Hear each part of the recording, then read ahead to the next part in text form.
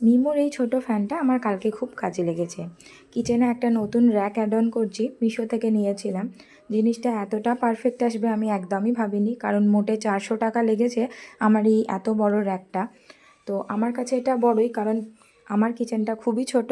তো সেই ছোট জায়গায় ঠিকঠাক মতো স্পেসে সেট হয়ে যাওয়া একটা ব্যাপার।